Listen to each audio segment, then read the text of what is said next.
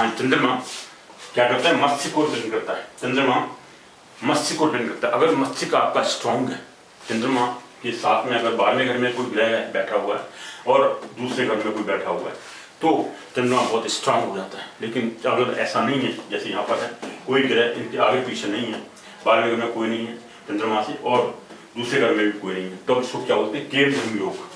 केंद्र योग बनता है। केंद्र योग भंग कब हो जाता है, केंद्र योग भंग होने के लिए या तो उसके साथ कोई ग्रह बैठा हुआ हो, चंद्रमा के साथ जैसे मंगल बैठा हुआ है, केंद्र भंग हो गया, यानी केंद्र नहीं बनना। तो हालांकि 12वें घर में कोई नहीं है, दूसरे घर में कोई भी नहीं है, कोई ग्रह नहीं है, लेकिन चंद्रमा के साथ में यहाँ मंगल बैठा हुआ है, मंगल फ्रेंडली भी होता है, और कोई भी ग्रह बैठा हुआ हो तो केंद्र योग भंग हो जाता है। जैसे मैंने लिखा है ना, केंद्र भंग योग, केंद्र भंग योग। एक तो ये होता है केंद्र भंग हो गया। दूसरा कंडीशन ये भी है कि अगर चंद्रमा भले ही चंद्रमा के 12वें घर में सेकंड और दूसरे घर में कोई भी नहीं है तो केंद्र योग तो बनता है, लेकिन केंद्र योग भंग होने का एक तरीका ये भी है कि कल्पद्रुम योग बनना चाहिए। व्हाट इज कल्पद्रुम, ये कल्प लिखा है कल्पद्रुम योग। कल्पद्रुम योग कैसे बनता है, कल्पद्रुम योग बनने के लिए केंद्र से यानी लग्न से, सॉरी लग्न से, केंद्र से लग्न से, लग्न से केंद्र में कोई भी ग्रह बैठा हुआ हो, लग्न से केंद्र में, आप देखिए 10वें घर में शनि बैठा हुआ है, उच्च का वो भी बैठा हुआ है, तो अगर केंद्र से लग्न में लग्न से केंद्र में कहीं पर भी एक चौथे घर में, 7वें घर में या लग्न के अंदर ही या 10वें घर में कोई भी ग्रह बैठा हुआ हो तो कल्पद्रुम योग बन जाता है। यानी वो जो केंद्र योग बनना था, चंद्रमा अकेला था, 12वें घर में कोई नहीं था, 10वें घर में कोई नहीं था, चंद्रमा अगर अकेला भी होता तो भी, यानी मंगल यहाँ बैठा हुआ तो वो तो केंद्र भंग हो गया, तो इसे कल्पद्रुम योग बनते हैं। क्या बोलते हैं, कल्पद्रुम योग बोलते हैं। तो ये कल्पद्रुम योग भी केंद्रम योग को, इसको केंद्रम योग को खत्म करता है, केंद्रम योग को भंग कर देता है। कल्पद्रुम योग बन रहा है यहाँ पर, यानी कल्पद्रुम क्या बनता है, लगन से केंद्र में अगर कोई स्ट्रॉन्ग ग्रह बैठा हुआ हो, है ना, प्रबल ग्रह बैठा हुआ, और यहाँ पर देखिए शनि उच्च का बैठा हुआ है 10वें घर में केंद्र से, यानी लगन से, सॉरी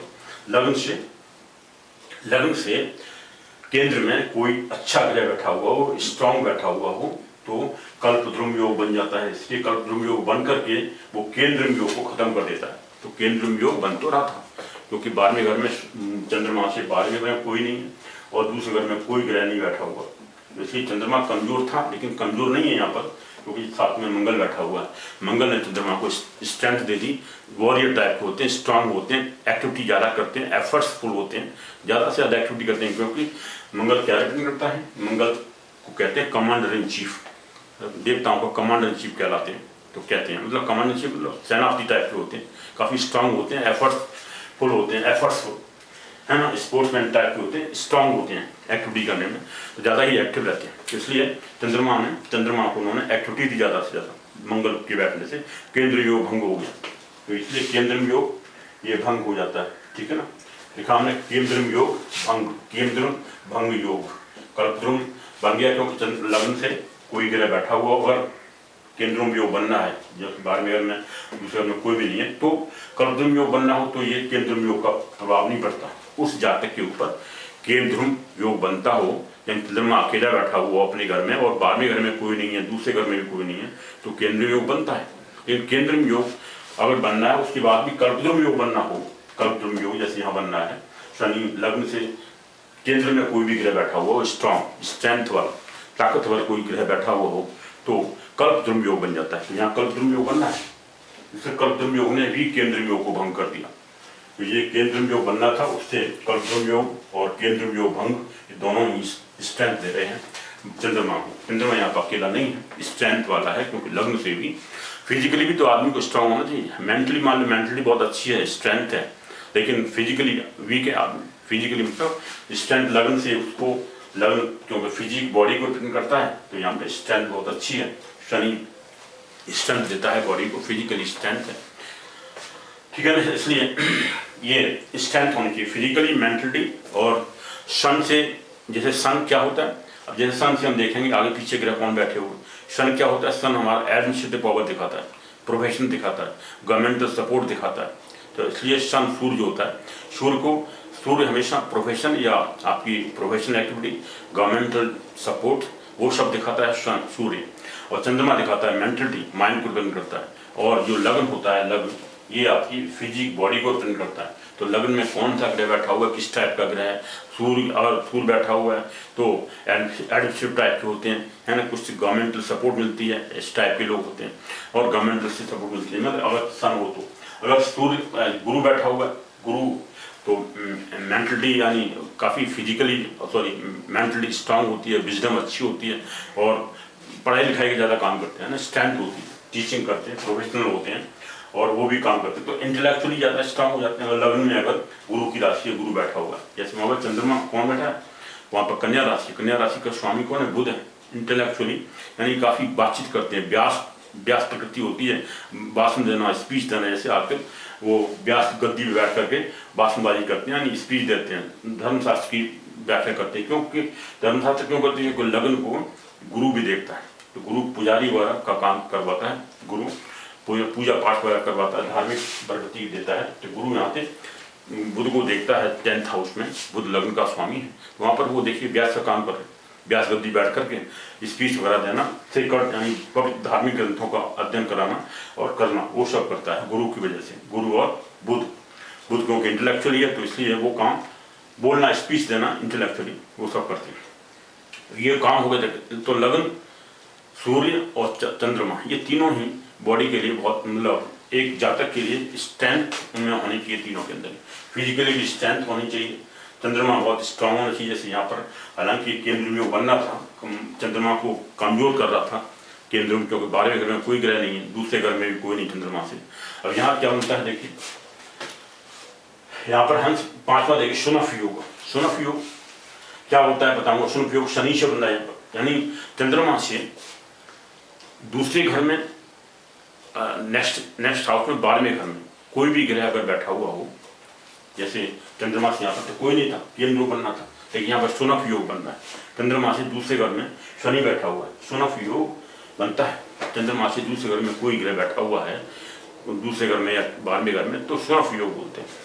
शुनफ योग देखिए, चंद्रमा से दूसरे घर में शनि बैठा हुआ है, सेकंड हाउस में, यहाँ चंद्रमा से सेकंड हाउस में शनि बैठा हुआ है, चंद्रमा से दूसरे घर में, खाली नहीं, इसलिए स्ट्रेंथ है, यानी मेंटली कैसी होगी, डाउन टोडल को सपोर्ट करना। शनि क्योंकि सेकंड हाउस में बैठा हुआ है चंद्रमा से, तो ऐसे लोग हमेशा जो गरीब लोग होते हैं उनकी ज़्यादा सपोर्ट करते हैं, मेंटली उनकी। चंद्रमा हालांकि यहाँ पर मंगल की उसमें बैठा हुआ नक्षत्र में, तो मंगल एफर्ट्सफुल होते हैं, तो वो काम करने वाले जो होते हैं वो काम क्या करते हैं, क्योंकि शनि सेकंड हाउस में बैठा हुआ है। ऐसे चंद्रमा को सपोर्ट क्या दे रहा है कि to help the poor people, to help the downtrodden people, tribals people, है ना, ऑर्फनेज, जो ऑर्फन गर्ल्स हैं उनकी पूजा, उनकी शादी वगैरह कराना, सभी इस वजह से है क्योंकि शनि सेकंड हाउस में चंद्रमा से बैठा हो, तो मेंटलिटी इन लोगों की तरफ ज़्यादा होती है, ठीक है ना। तो सैटर्न रिप्रेजेंटर डाउन टोडन पीपल, जैसे मैंने बताया अभी, यहाँ पर शनि लग्न का लॉर्ड है यहाँ पर, तो यहाँ भी शनि लग्न का लॉर्ड होने की वजह से फिजिकली ये लोग हालांकि वीक होते हैं, दुबले पतले से होते हैं, है ना, उस टाइप की फिजिक होती है, ज़्यादा ब्यूटीफुल, ज़्यादा हैंडसम टाइप के नहीं होते, लेकिन फिजिकली आप उनको वीक कह सकते हैं। फिजिकल लीन होते हैं, पतले दुबले पतले होते हैं, लंबा हाइट ज़्यादा होती है, लेकिन दुबले पतले होते हैं। और ये यहाँ पर क्या है, बुध के साथ में सूर्य बैठा हुआ, साथ में गुरु देखता है, तो ये क्योंकि गुरु की वजह से लग्न लॉर्ड को देख रहा है गुरु, इसलिए कलर अच्छा होता है इनकी, यानी क्या कहते हैं, ब्राइट कलर होता है बॉडी का, यानी अच्छे हैंडसम होते हैं, फिजिकली सुंदर देखते हैं। हैंडसम में साथ ही क्यों गुरु बुध को देखता है, गुरु साथ में सूर्य बैठा हुआ है, सूर्य की वजह से, तो क्योंकि ड्राई वो है, मीन्स ये जो मिथुन राशि है वो कहते हैं ड्राई, सूखी राशि कहलाती है, ड्राई साइन बोलते हैं इसको। तो ड्राई साइन में बैठने से थोड़ा सा बॉडी में ड्राइनेस आएगी, जैसे ऑयली स्किन नहीं होती है, ड्राई स्किन होती है इनकी, ऐसे लोगों की। जो भी जातक कुंडली में अगर इस तरह से ड्राई राशि में बैठा हुआ हो, सूखी राशि में, तो यहाँ पर शुष्क राशि है, इसको मिथुन राशि क्या बोलते हैं, शुष्क राशि। 1 2 3 ये तीनों राशियाँ शुष्क राशि कहलाती है, 5वीं राशि भी शुष्क राशि कहलाती है, इसमें बैठा हुआ लग्न का स्वामी। तो ऐसी उनकी स्किन जो होती है वो ड्राई स्किन कहलाती है, ऑयली स्किन नहीं होती है, ज़्यादा से ज़्यादा ड्राई स्किन होती है, क्या। अब यहाँ पर आएंगे तो ये हमने देखा शुनफ योग क्यों बनना है। शुनफ योग क्या बनता है, दूसरे घर में या 12वें घर में कोई ग्रह चंद्रमा से बैठा हुआ हो तो शुनफ योग बनता है। शुनफ, इसलिए शुनफ योग किससे बनना है, शनि से बनना है, क्योंकि शुनफ योग सेकंड हाउस में यहाँ पर शनि बैठा हुआ है। 12वें घर में भी कोई बैठा होता तो भी सुनफ योग बनता, लेकिन यहाँ 12वें घर में चंद्रमा से 12वें घर में कोई नहीं, 10वीं राशि में कोई नहीं है चंद्रमा से, तो सुनफ योग केवल एक दूसरे घर में बैठने से शनि के स्ट्रेंथ है मून के चंद्रमा के अंदर। चंद्रमा वीक नहीं है यहाँ पर, यहाँ केंद्र योग नहीं बनता। केंद्र योग तभी बनता है जब 12वें घर में और दूसरे घर में कोई ग्रह नहीं हो, तो उसे केंद्र योग बोलते हैं। इस चंद्रमा माइंड मेंटली लोग वीक हो जाते हैं, लेकिन वीकनेस यहाँ पर भी दूर हो रही है। चंद्रमा के साथ में मंगल बैठा हुआ है और लग्न से केंद्र में कोई ग्रह बैठा हुआ है, लग्न का स्वामी ही उच्च का बैठा हुआ है, इसलिए स्ट्रेंथ होती है ना, कोई वीकनेस नहीं है मेंटलिटी में। Mentally they are strong, very strong. इसलिए ये जो था केंद्र योग खत्म था यहाँ पर, है ना। वहां पर सुनफ योग बनता है। सुनफ योग शनि से बन रहा है, देख रहे हैं शनि सेकंड हाउस में। इसका रिजल्ट क्या होता है वो हालांकि मैं थोड़ा थोड़ा बताता रह रहा हूँ, लेकिन फिर भी इनका रिजल्ट मैं सबको पढ़ूंगा एक एक करके, सबका रिजल्ट दिखाऊंगा कि इनका परिणाम क्या मिलता है। अगर ये योग बन रहे हैं, यहाँ योग कुछ और है, यहाँ पर योग ये बन रहे हैं। अब सबको मैं पहले वो करता हूँ, पढ़ता हूँ। अब आते हैं उत्तमा धन योग। उत्तमा धन योग, सूर्य से चंद्रमा की स्थिति कहाँ पर है। सूर्य से चंद्रमा अगर केंद्र में हो, यानी एक राशि में हो, चौथी राशि में हो, चौथे घर में हो, चौथी राशि में चौथे घर में, सातवें घर में हो, 10वें घर में हो, तो कहाँ से सूर्य से चंद्रमा अगर देखिए सूर्य यहाँ से सूर्य से चंद्रमा कहाँ पर, सूर्य से चंद्रमा यहाँ पर 10वें घर में है, क्योंकि सूर्य से 7वां 8 9 10 10वें घर में है ना। तो 10वें हाउस में हो चंद्रमा, सूर्य से 1 4 7 10 इन घरों में हो चंद्रमा स्थान पे, चंद्रमा सूर्य के साथ में हो। सूर्य से चंद्रमा कहाँ पर है, सूर्य के साथ में है, यानी पहली राशि में है, पहले घर में है। चंद्रमा से चौथे घर में है, चंद्रमा से 7वें घर में, चंद्रमा से 10वें घर में, चंद्रमा से सूर्य से चंद्रमा चंद्रमा से सूर्य नहीं, सूर्य से चंद्रमा कहाँ पर है।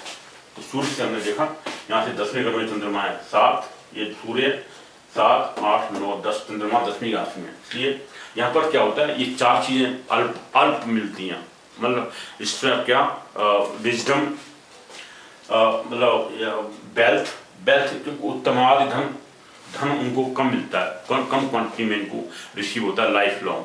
जब बाद में हो सकता है मिलता रहे सबको, जो उन्होंने कर्म किया था उससे जो दान दक्षिणा मिलती है वो बाद में मिलती रहती है, लेकिन पैसा इन्होंने लाइफ में कम मिलेगा इनको, क्योंकि यहाँ पर अल्प, इसे कहते हैं उत्तमाधन योग। अगर ऐसा हो तो ये अल्पांश क्वांटिटी मिलता है, अल्पांश उत्तमाधन योग होता है, अल्प मात्रा में मिलता है, सबसे अच्छी क्वांटिटी नहीं होती है, अल्पांश में मिलता है। उत्तमाधन योग नहीं है, उत्तमाधन योग की जो पोजीशन है वो कम है, कमजोर है। तो केंद्र में अगर बैठा हो चंद्रमा सूर्य से, तो ये चीजें कम मात्रा मिलती है। मैं इसका रिजल्ट बताऊंगा क्या क्या चीज कम मिलती है। मोस्टली तो क्यों नाम ही उसका उत्तमादि धन उत्तम मिलेगा। क्या मिलेगा यहाँ पर प्लेंटियस फॉर्म में, और चंद्रमा की पोजीशन सूर्य से किसमें हो, 3 6 लिखा हमने, 3 6 9 12वें घर में हो चंद्रमा से सूर्य से चंद्रमा कहाँ है। सूर्य से हम यह देखें तो चंद्रमा यहाँ पर कहाँ बैठा हुआ है, देखें सूर्य से चंद्रमा ये 7 8 9वें घर में बैठा हुआ है, ये 9 3 6 9 12 में बैठा हुआ चंद्रमा अगर सूर्य से, तो प्लेंटियस फॉर्म में मिलती है। उत्तमाधन योग है यहाँ पर सबसे बेस्ट योग है ये, उत्तमाधन है, यानी धन इनको, और धन एजुकेशन वगैरह, वो जो इंटेलिजेंस होती है वो सपोर्ट लोगों से होती है, थर्ड पार्टी सपोर्ट वगैरह, फेम भी होती है, प्रसिद्धि भी ज़्यादा से ज़्यादा मिलेगी, क्योंकि ये चारों चीज़ें उत्तमाधन वेल्थ भी बहुत मिलती है, वेल्थ भी मतलब प्रॉस्पेरिटी कह सकते हैं, ऑल काइंड ऑफ प्रॉस्पेरिटी होती है इनके पास, सबसे ज़्यादा स्ट्रेंथ मिल जाती है चारों चीज़ों में, धन में भी, बुद्धि में भी, बुद्धि इंटेलेक्चुअली अच्छे होते हैं, और प्रोफेशन में भी, यानी जो कर्म करते हैं वो कर्म भी अच्छा होता है, लोग काफ़ी पॉपुलरिटी मिलती है उसकी, और फेम ज़्यादा मिलती है, प्रसिद्धि बहुत अच्छी मिलती है। चारों ही ये अच्छी क्वांटिटी में, इसे कहते हैं प्लेंटियस फॉर्म, इंग्लिश में बोलते हैं इसको, प्लेंटियस फॉर्म मिलती है। ये चारों चीज़ें प्लेंटियस फॉर्म मिलती है। उत्तमाधन योग यहाँ पर अच्छा है, ये उच्च वाला अच्छा वाला होता है। अगर 2 5 8 11 इन पोजिशन में बैठो तो मध्यम टाइप की होती है। चंद्रमा सूर्य से अगर 2 5 8 11 इन घरों में बैठा हुआ हो तो मध्यम टाइप की होती है। ये चारों चीज़ें मध्यम मिलती हैं, यहाँ पर कम मिलती हैं, यहाँ पर सबसे उच्च मिलती हैं। तो ये तीन टाइप की प्रकृति होती है चंद्रमा की पोजीशन की। चंद्रमा की पोजीशन अगर सूर्य से इन घरों में हो, एक केंद्र में हो, यानी 1 4 7 10 में हो तो सबसे कम मिलती है। 2 5 8 11 इन घरों में हो चंद्रमा सूर्य से तो मध्यम मिलता है या तो उत्तम मिलता है, उत्तमाधन योग है, ठीक है। ये चारों चीजें। अब आते हैं योग उत्तमाल, अब आते हैं बेशी योग। बेशी अभी सूर्य के योग बन गए, सूर्य से ये बुध से बन रहा है बेशी योग, यानी सूर्य से दूसरे घर में या 12वें घर में कौन बैठा होगा। अब यहाँ पे सूर्य से देखा जाता है, सन से पोजीशन कौन सा ग्रह कहाँ बैठा होगा, यानी दूसरे घर में और 12वें घर में खाली है कोई। अब जहाँ देखिए सूर्य से दूसरे घर में बुध बैठा हुआ है, शुक्र बैठा हुआ है, ये बेशी योग बोलते हैं इसको, बेशी योग। बेशी योग ये देखा ना, बेशी योग, बेशी योग बुध से बन रहा है, बेशी योग शुक्र से बन रहा है। सूर्य से बुध, सूर्य से शुक्र दूसरे घर में बैठा हुआ हो तो सूर्य क्योंकि एडमिनिस्ट्रेटिव पावर देता है, गवर्नमेंटल सपोर्ट देता है, तो ये लोग इंटेलेक्चुअली बुद्धि से इन चीज़ों से इंटेलेक्चुअल सपोर्ट मिल जाती है, यानी गवर्नमेंटल सपोर्ट मिल जाती है इनको इंटेलेक्चुअली। अब क्योंकि ये 9th हाउस में दोनों बैठे हुए हैं, ये भी एक पोजिशन है। 9th हाउस इसलिए धार्मिक प्रगति करेंगे, इंटेलेक्चुअली जो चीज़ें करेंगे वो धार्मिक चीज़ें होंगी, उसकी वजह से सूर्य, क्योंकि सूर्य से 2nd हाउस में ही है, इसलिए एडमिनिस्ट्रेटिव पावर, गवर्नमेंटल सपोर्ट, ये सब चीज़ें इनको इन एक्टिविटी से मिलती है इंटेलेक्चुअली, और जो भी राइटिंग वाइटिंग इन्होंने की उससे इनको तभी ये सपोर्ट मिली, ठीक है ना। ये सब चीज़ें इनसे मिलती हैं। सूर्य से 2nd हाउस में अगर कोई हो तो इसको बेशी योग बोलते हैं। और वशी योग क्या होता है, वाशी योग या वशी योग बोलते हैं। वशी योग होता है जब 12वें घर में कोई सूर्य से ग्रह बैठा हुआ हो, तो सूर्य से 12वें घर में कौन सा ग्रह बैठा हुआ, देखिए यहाँ पर, यहाँ सूर्य से 12वें घर में शुक्र और मंगल बैठे हुए, तो यहाँ पर इसको कहते हैं वशी योग। वशी योग मंगल से बन रहा है, यानी सूर्य से 12वें घर में कौन बैठा हुआ है, सूर्य से पहला घर, 12वां घर, यानी उससे पहले। तो सूर्य से यहाँ देखिए 12वें घर में, सूर्य से 12वां घर में दूसरी राशि, 3 से पहली राशि कौन थी, 2 हुई, 3 राशि में से 2 राशि 12वें घर कहलाएगा। तो देखिए सूर्य बैठा हुआ तीसरी राशि में, यानी जैमिनी में, मिथुन राशि में, और मिथुन से दूसरी राशि में, वृष राशि में शुक्र और मंगल बैठे हुए हैं, तो वहाँ बेशी योग बन रहा है। इसे कहते हैं, ये सॉरी वशी योग, इसे वशी योग बोलते हैं, उसको बेशी योग बोलते हैं। बेशी योग मतलब 12वें घर में, दूसरे घर में, यहाँ पर सूर्य से दूसरा घर है, दूसरे घर में कोई ग्रह बैठा हुआ हो तो उसको हम बोलते हैं बेशी योग। सूर्य से 12वें घर में अगर कोई ग्रह बैठा हुआ हो, सूर्य से 12वें घर में शुक्र और मंगल बैठे हुए तो वो भी 9th हाउस में बैठे हुए दोनों, सूर्य से और 9th हाउस में। यहाँ सूर्य से दूसरे घर में देखिए दोनों की समानता देखिए, सूर्य से यहाँ पर हम हमेशा 9th हाउस ही सूर्य से क्यों पढ़ रहे हैं, सूर्य से 9th हाउस दूसरा घर पढ़ रहा है, सूर्य से 9th हाउस धार्मिक प्रवृत्ति वाला घर, यानी जो धर्म को प्रेजेंट करता है, 9th हाउस धर्म को रिप्रेजेंट करता है, भाग्य को रिप्रेजेंट करता है, और फेम, पॉपुलरिटी, है ना। और जो वो है, जो मैं जब तक 4 G होती हैं उसमें 4 D होती हैं, तो वो चारों चीज़ें 9th हाउस यहाँ पर भी आ रहा है। सूर्य से 9th हाउस में ही दूसरा घर पड़ रहा है, वहाँ पर सूर्य से 9th हाउस कौन सा पड़ रहा है, 12वां घर पड़ रहा है। तो 12वें घर में अगर कोई ग्रह सूर्य से बैठा हुआ हो तो उसको हम बोलते हैं वशी योग।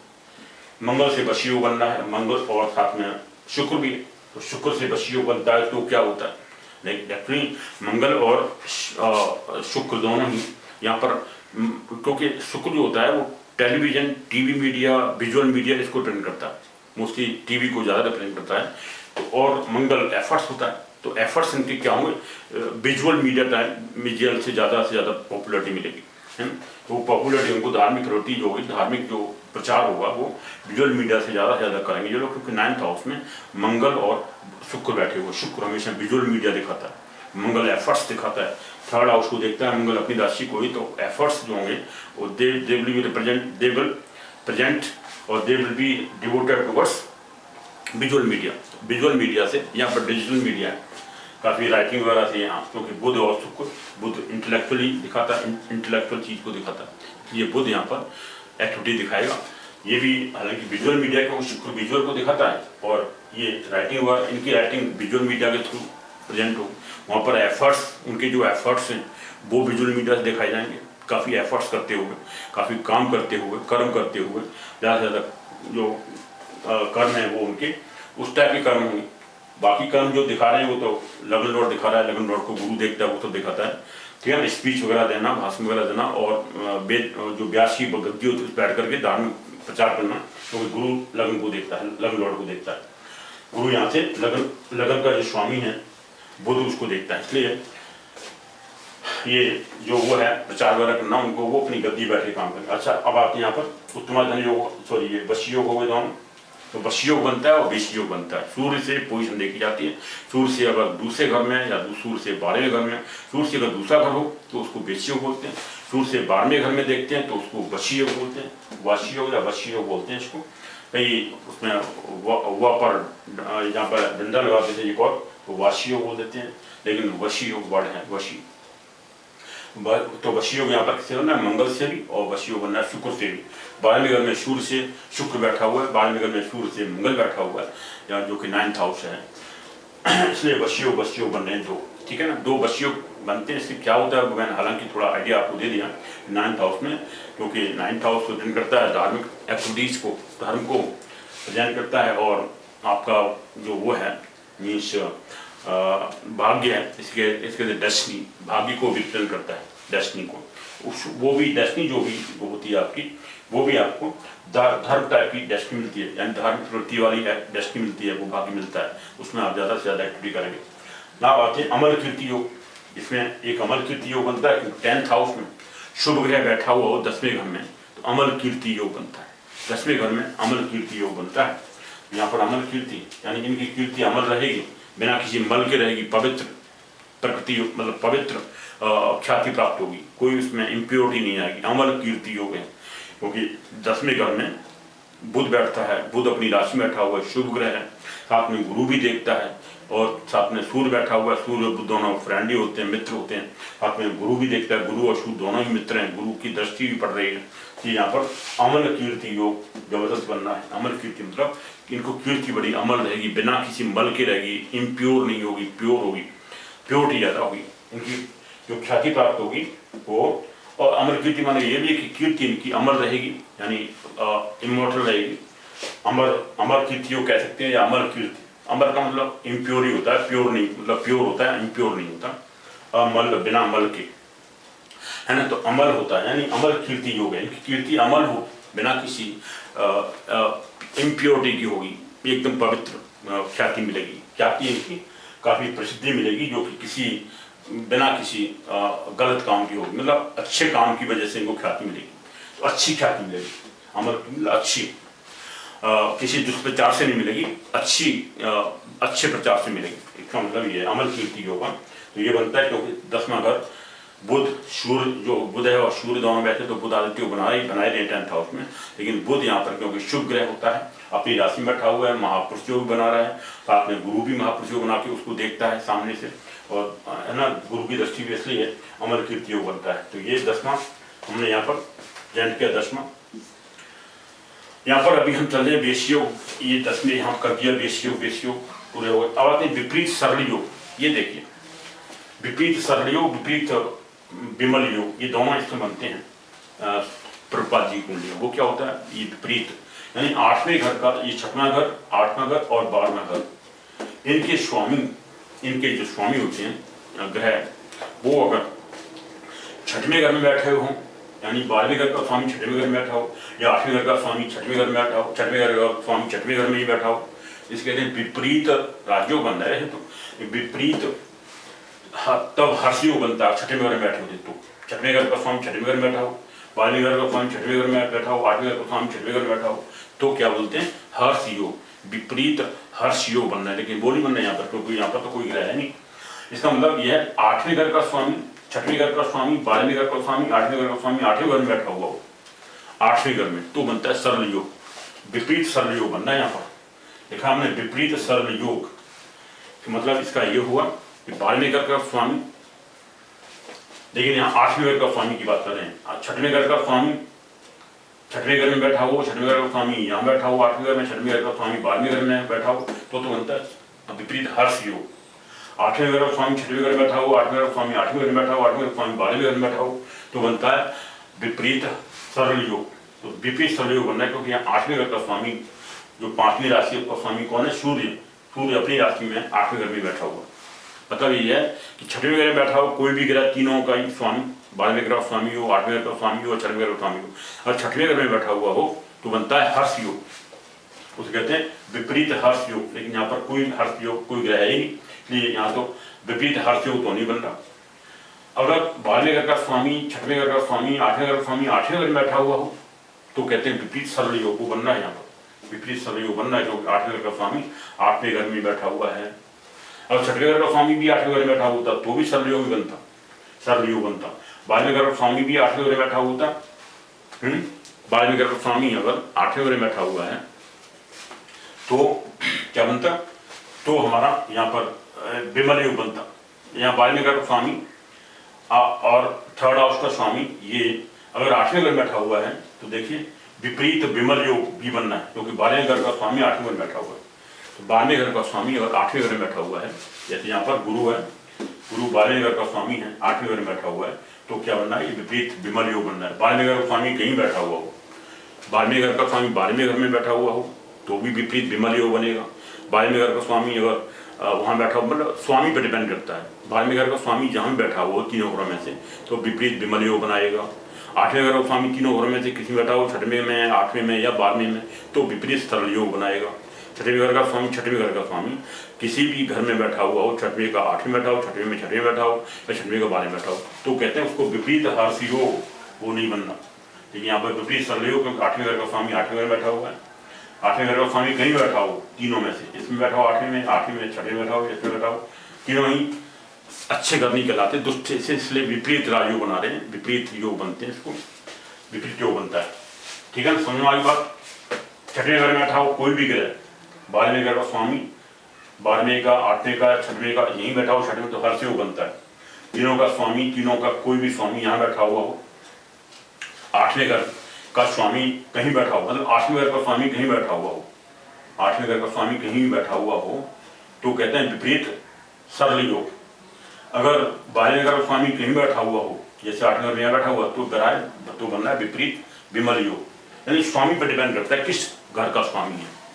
6वें घर का स्वामी तीनों में से कहीं बैठा हुआ हो तो विपरीत हर्ष योग बनेगा। 8वें घर का स्वामी तीनों में से कहीं बैठा हो, 8वें घर में बैठा हो, 6वें घर में बैठा हो, 8वें घर का स्वामी, तो क्या बनता है विपरीत, किसी भी राशि में बैठा हो 8वें घर का स्वामी तो क्या बनता है विपरीत सरल योग।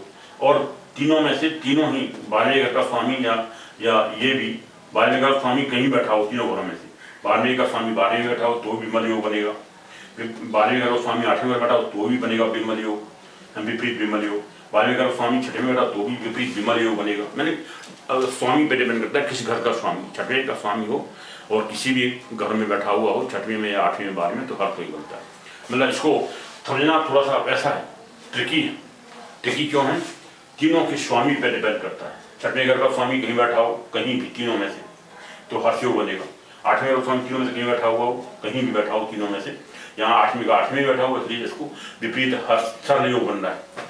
अगर 12वें घर का स्वामी कहीं बैठा हो, 12वें का अगर 8वें 6वें बैठा हो या